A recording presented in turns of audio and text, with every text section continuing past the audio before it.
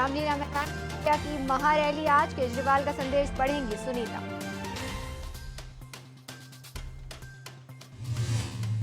युवाओं का बकाया प्लानिंग से किया अटैक, पथराव पर क्या बोले संजीव बालियान। भारत की एकता और अखंडता को कमजोर किया, पीएम मोदी का कांग्रेस पर करारा प्रहार। भारत की एकता और अखंडता को कमजोर किया, पीएम मोदी का कांग्रेस पर करारा प्रहार।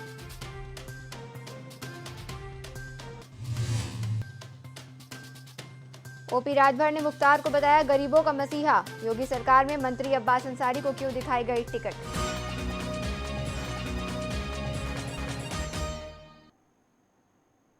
नमस्कार, आप देख रहे हैं इंडिया वॉच। मैं हूं आपके साथ अनुष्ठा। वक्त है 5 बजे की 5 बड़ी खबरों का।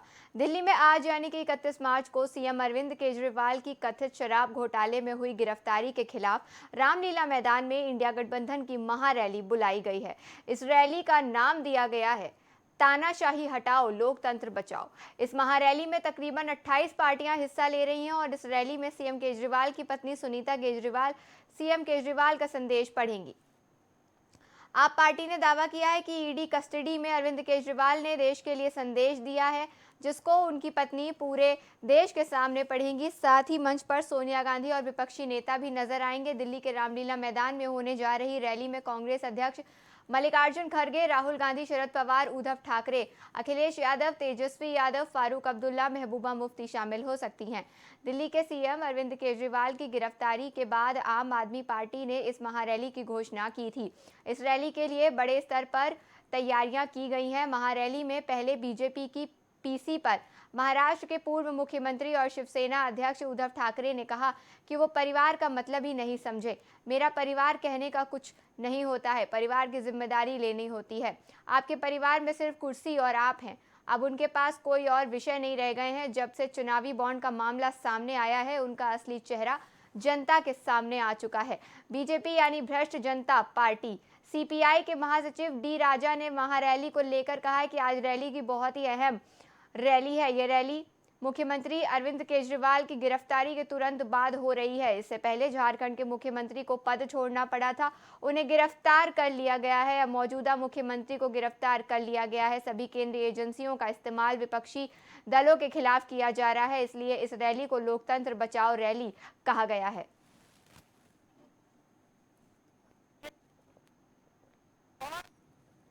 अब उमड़ने लगा है।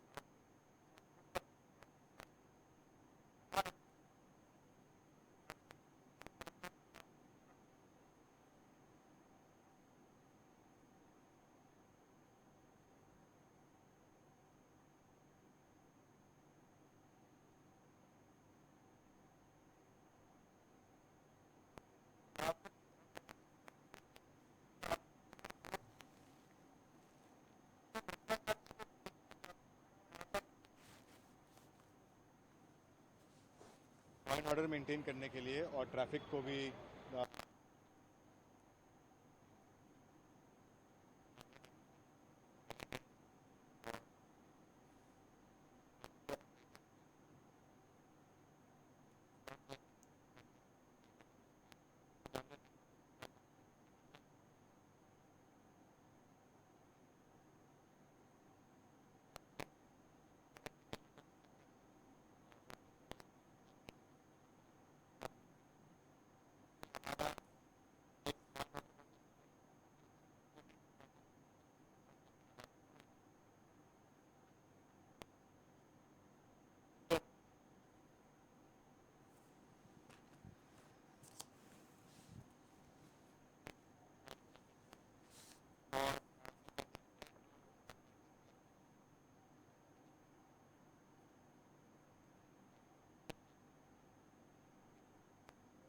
केंद्रीय मंत्री और मुजफ्फरनगर से बीजेपी उम्मीदवार संजीव बालियान के काफिले पर 30 मार्च को भारी मात्रा में पथराव किया गया और काफी तोड़फोड़ भी की गई, जिसके बाद से संजीव बालियान ने अपने मुजफ्फरनगर में स्थित घर पर मीडिया से बातचीत की, जिसमें उन्होंने घटना की पूरी जानकारी देते हुए कहा कि पूरा मामला साजिश के तहत किया गया है। मुजफ्फरनगर से बीजेपी उम्मीदवार संजीव बालियान ने बताया कि ये घटना मुजफ्फरनगर जिले के मड़गांव में हुई है। संजीव में वहां प्रधान के घर किसी कार्यक्रम में भाग लेने के लिए पहुंचे थे और उन्होंने बताया कि कार्यक्रम स्थल पर पहुंचते ही वो घर के अंदर चले गए। इस दौरान कुछ युवा आए, जिनमें से अधिकतर ने किसी कपड़े या मास्क से अपना चेहरा ढक रखा था। युवा ज्यादा ही संख्या में वहां इकट्ठा हुए और गाड़ियों की तोड़फोड़ शुरू कर दी। आगे उन्होंने कहा कि तोड़फोड़ तक बात सीमित रहती है तो ठीक है, रहते उसके बाद संख्या में पथराव शुरू कर दिया गया। पथराव के समय टाइल्स का इस्तेमाल किया गया। संजीव बालियान ने इस पूरी घटना पर कहा कि यह घटना के लिए पहले से ही प्लानिंग की गई थी, क्योंकि छतों पर पहले से टाइल्स लाई गई थी। गली में पहले से ही अंधेरा किया गया था। हमला करने वाले सभी व्यक्ति 15-16 साल के थे। इन सभी युवाओं को पहले से ही हमारे खिलाफ बहकाया गया था और भड़काया गया था। घटना की बात करते हुए उन्होंने कहा कि इस तरीके से प्लानिंग करके हमला सभी के क्षेत्र में किया गया है। इस हमले से कई जाने जा सकती थी, कई बच्चों को चोट लगी और इसके साथ ही 15-20 गाड़ियां पूरी तरीके से टूट गईं। हालांकि इस मामले में कोई भी घायल नहीं हुआ है। युवाओं पर कार्यवाही करने के सवाल पर उन्होंने कहा कि युवाओं के केवल हमला किया है, लेकिन हम इस हमले के पीछे साजिशकर्ता कोई और ही है, जो कि पर्दे के पीछे से इन हमलों को करवा रहा है। संजीव बालियान का कहना था कि हमने प्रशासन से साजिशकर्ता का पता लगाने को कहा है, लेकिन मैं नहीं चाहता कि इस घटना में किसी के खिलाफ कोई भी कार्यवाही हो, क्योंकि वो नौजवान युवक हमारे ही बीच के बच्चे हैं। उनके खिलाफ कार्यवाही करने का मतलब है उनके भविष्य को खराब करना। इस हमले का मकसद ऐसा हो सकता है, चुनाव से पहले हिंसा भड़काने की कोशिश हो सकती है।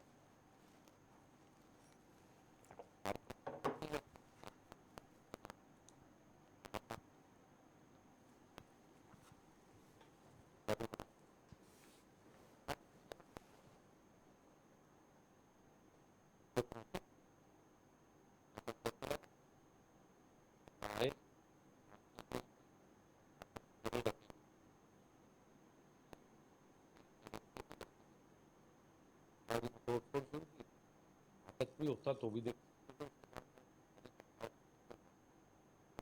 इंटरलॉक टाइल्स का हुआ, तो ये तो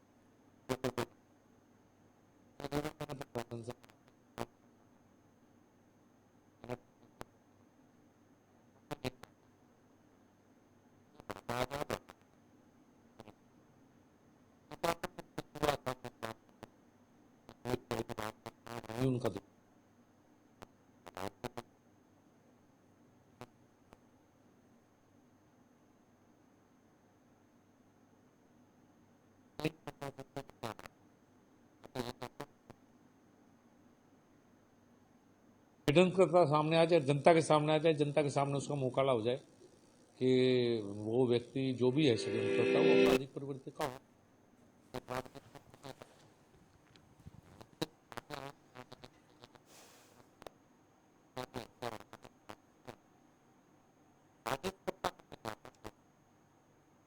प्रधानमंत्री नरेंद्र मोदी ने रविवार को 1970 के दशक में कच्चतीवु द्वीप को श्रीलंका को देने के लिए कांग्रेस की आलोचना की। पीएम मोदी ने एक न्यूज आर्टिकल शेयर करते हुए उन घटनाओं का विस्तृत विवरण दिया जिसकी वजह से आइलैंड श्रीलंका को दे दिया गया। उन्होंने कहा कि कांग्रेस पार्टी पर भरोसा नहीं किया जा सकता। सोशल मीडिया प्लेटफॉर्म एक्स पर उन्होंने एक न्यूज आर्टिकल शेयर करते हुए लिखा कि आंखें खोलने वाली और चौंका देने वाली तथ्यों से पता चलता है कि कैसे कांग्रेस ने बेरहमी से कच्चतीवु को दे दिया। इससे हर भारतीय नाराज है और लोगों के मन में ये बात बैठ गई है कि हम कभी भी कांग्रेस पर भरोसा नहीं कर सकते। पीएम मोदी ने कांग्रेस पर भारत की एकता को कमजोर करने का आरोप लगाते हुए कहा कि भारत की एकता, अखंडता और हितों को कमजोर करना कांग्रेस का 75 वर्षों से काम करने का तरीका रहा है। दरअसल टाइम्स ऑफ इंडिया में एक आर्टिकल लिखा गया जिसमें दावा किया गया कि पूर्व प्रधानमंत्री दिवंगत जवाहरलाल नेहरू इस मुद्दे को महत्वहीन बताकर खारिज कर दिया था। साथ ही ये भी दावा किया गया कि फैसले के खिलाफ विपक्ष के कड़े विरोध के बावजूद आर्टिकल को छोड़ दिया गया था। देश की गांधी सरकार ने कच्छतीवू द्वीप आइलैंड को श्रीलंका को दे दिया था और पीएम मोदी ने लोकसभा में कहा था कि इन लोगों ने राजनीति के लिए भारत माता को 3 हिस्सों में बांट दिया है। उन्होंने कहा था कि कच्छतीवू तमिलनाडु और श्रीलंका के बीच एक द्वीप है, किसी ने दूसरे देश को दे दिया है। ये इंदिरा गांधी के नेतृत्व में हुआ था। एक कच्छतीवू है क्या? किसने किया? तमिलनाडु से आगे श्रीलंका के पहले एक टापू किसने किसी दूसरे देश को दे दिया था? कब दिया था? कहां गई थी? क्या ये भारत माता नहीं थी वहां? क्या वो मां भारती का अंग नहीं था? और इसको भी आपने तोड़ा। और कौन था उस समय? श्रीमती इंदिरा गांधी के नेतृत्व में हुआ था।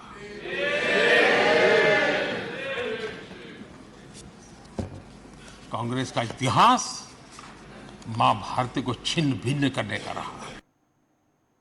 पवन खेड़ा कांग्रेस कार्यकाल में शनिवार को कांग्रेस नेता पवन खेड़ा ने एक प्रेस कॉन्फ्रेंस करी जिसमें उनके सामने टेबल पर एक वॉशिंग मशीन रखी नजर आई जिस पर बीजेपी वॉशिंग मशीन लिखा हुआ था। इस वॉशिंग मशीन को दिखाते हुए पवन खेड़ा ने कहा कि भाजपा जिन नेताओं पर करोड़ों के घोटाले का आरोप लगाती है, बाद में उन्हें ही अपनी पार्टी में शामिल करवा के केस वापस ले लेती।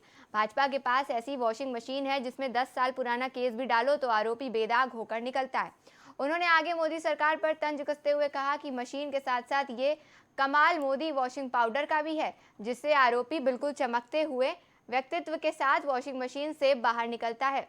इसके बाद खेड़ा ने एक पेपर जारी करके उसमें भाजपा पर आरोप लगाया कि सरकार विपक्ष के नेताओं को और इनकम टैक्स डिपार्टमेंट जैसी केंद्रीय जांच एजेंसियों का दुरुपयोग कर रही है।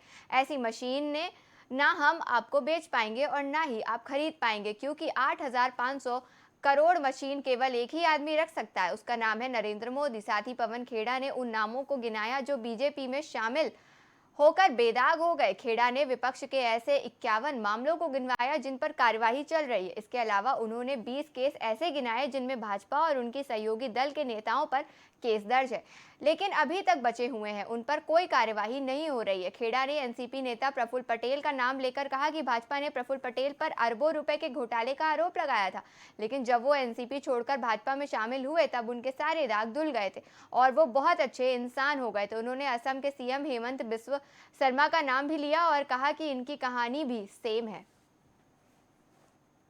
आज ये एक बड़ी रोचक प्रेस वार्ता है आपके सामने एक ऐसी वॉशिंग मशीन है जिसके विषय में हमारे साथी जयराम रमेश जी अक्सर चुटकी लेते हुए बात करते हैं कि साहब एक वॉशिंग मशीन में कोई गया और साफ हो गया। आज वो बहुचर्चित वॉशिंग मशीन आपके सामने है।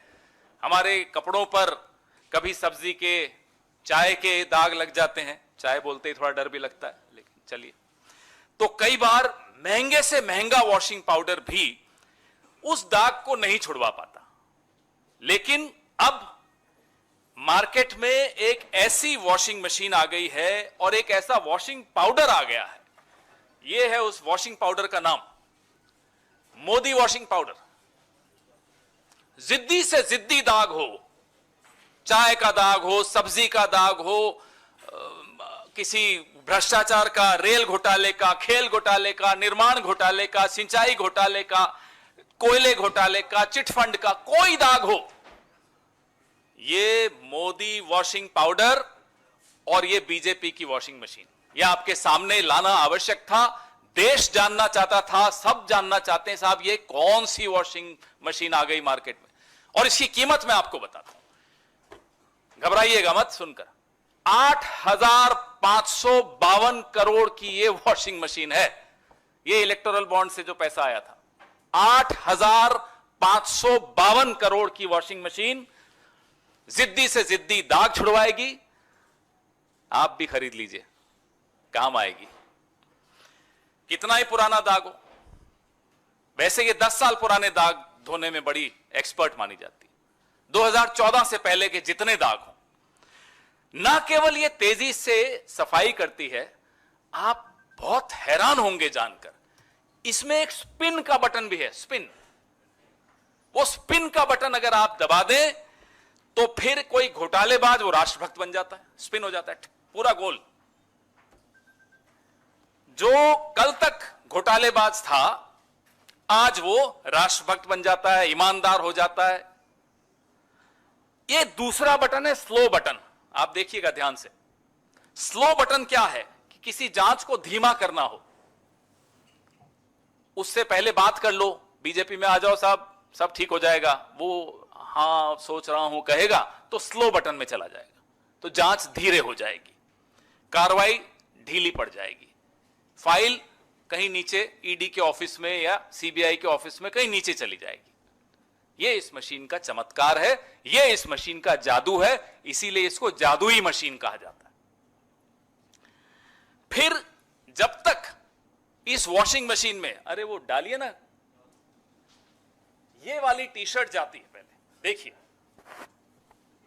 इस पे जो लिखा हुआ है आप पढ़ रहे हैं, अब मैं इसमें ये डलवा रहा हूं, अरुण जी इसके अंदर डालिए और देखिए क्या निकल कर आता है। वहां भी दिखाइए, अच्छी तरह दिखाइए, पढ़िए इस पे क्या लिखा है भाई, उधर भी दिखाइए, सब जगह मांग है इस मशीन की। देखिए इस मशीन की कितनी मांग है। अब इसके अंदर डालेंगे अरुण जी, अरुण जी अब डाल दीजिए, सबने देख लिया।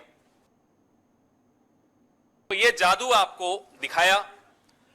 आज की प्रेस वार्ता से पहले एक खबर छपी कि श्री प्रफुल्ल पटेल के खिलाफ सीबीआई ने मामला बंद कर दिया। आज से कुछ महीनों पहले प्रफुल्ल पटेल जी ने एनसीपी को तोड़ा, भाजपा के इस वॉशिंग मशीन के गठबंधन में शामिल हुए, इस वॉशिंग मशीन के अंदर गए और बाहर यूं निकल कर आ गए। यह प्रफुल्ल पटेल जी के साथ हुआ। ऐसे 21 उदाहरण हैं, अभी आपको मैं प्रेस रिलीज में दे रहा हूं, 21 उदाहरण। हिमंता बिस्वा शर्मा है, उसमें नारायण राणे हैं, उसमें अजीत पवार है, उसमें हसन मुशर्रफ है, उसमें छगन भुजबल है, उसमें अब अशोक चौहान जी भी उसमें। और आपको मैं एक एनेक्सर दिखाऊंगा, यह भाजपा ने आरोप प्रफुल्ल पटेल पर लगाए थे। ये देखिए, ये क्या आरोप थे? ये आरोप थे कि एयर इंडिया को लीज पर हवाई जहाज लेने की कोई जरूरत नहीं थी, लेकिन प्रफुल्ल पटेल जी ने, मंत्री जी ने जबरदस्ती फाइल मूव की और लीज पर, पट्टे पर हवाई जहाज लिए, जिससे 3000 करोड़ से ऊपर का नुकसान हुआ। और वो पैसा आरोप लगाया गया कि हमें मिला यूपीए की सरकार में। हमने उस वक्त सीएजी, क्या नाम है उनका, आजकल तो सीएजी के नाम भी लोगों को याद नहीं रहते, लेकिन उस वक्त के सीएजी का नाम तो सबको याद है, विनोद राय हुआ करते। कठपुतली थे, डोर जिसके हाथ में थी आज वो सत्ता में है। तो सीएजी ने अनाप शनाप लंबी चौड़ी उसमें टिप्पणियां की, आप लोगों ने खूब चलाई वो टिप्पणियां, और उन सब रिपोर्ट्स का लाभ लेते हुए आज नरेंद्र मोदी जी इसके ऊपर सवार होकर बैठे। मंत्री ओम प्रकाश राजभर ने एक टीवी चैनल को दिए इंटरव्यू में माफिया को मसीहा कहा है। वो उस बयान पर कायम है। ओपी राजभर का मानना है कि कई लोग अलग अलग तरह की बयानबाजी कर रहे हैं। राजभर ने कहा कि गरीब पर होने वाली ज्यादती में जो उसके साथ खड़ा होता है उसके लिए वो मसीहा होता है। मुख्यमंत्री योगी आदित्यनाथ ने जहां माफिया डॉन मुख्तार अंसारी पर लगातार कड़ा रुख अपनाते हुए उन्हें उसकी सरकार में पंचायती राज और अल्पसंख्यक कल्याण मंत्री ओम प्रकाश राजभर ने मुख्तार को गरीबों का मसीहा बताया।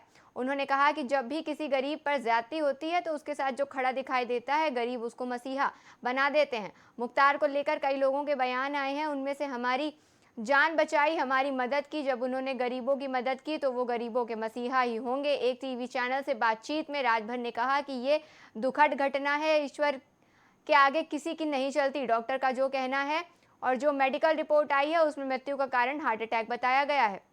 परिवार का जो आरोप है उसकी सरकार ने जांच के आदेश दिए हैं, जो सच होगा वो सामने आएगा। उन्होंने कहा कि न्यायालय में मुख्तार ने जहर दिए जाने की बात कही थी, इससे न्यायालय के संज्ञान में लिया जाता है और जांच कराने की बात कही थी, लेकिन ये घटना घट गई। न्यायालय के आदेश पर ही जेल के 3 अधिकारियों को सरकार निलंबित कर चुकी है। के सूचना सभी एनडीए के घटक दलों को है और वहाँ सभी लोगों को रहना है। जो उत्तर प्रदेश में 80 की 80 लोकसभा सीट जीतने का जो लक्ष्य है, उस लक्ष्य की शुरुआत है। मंत्री जी, आपने एक बयान दिया जिसमें मुख्तार अंसारी को आपने क्रांतिकारी और गरीबों का मसीहा कहा है, इसको नहीं, देखिए, जिन गरीबों को उन्होंने मदद किया है वो मसीहा मानते हैं, जिन गरीबों की उन्होंने मदद किया था वो उनको मसीहा मानते हैं। ये बात मैंने कही। तो आपने क्रांतिकारी भी कहा था क्या? नहीं, मैंने कहा कि जिन गरीबों को वो मदद किए हैं सुख में दुख में, तो वो उनको मसीहा मानते हैं।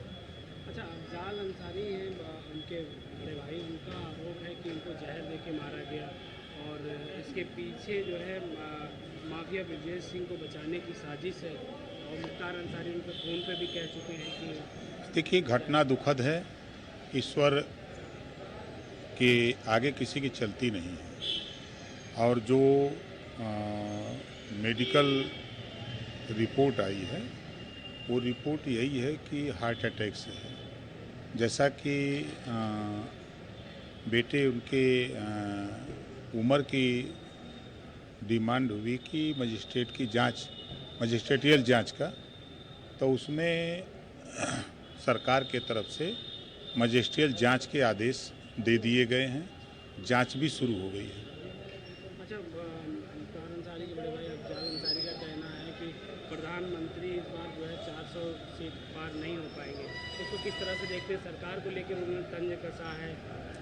देखिए, अब वो पॉलिटिकल मामला है और एक लक्ष्य लेकर के हम लोगों ने पूरे देश में आंदोलन शुरू किया है और 4 जून 400 पार रिजल्ट आएगा। किया गया है 5 ये तो बहुत पहले ऐलान हो चुका था, तो उसकी प्रक्रिया पूरी हो रही है।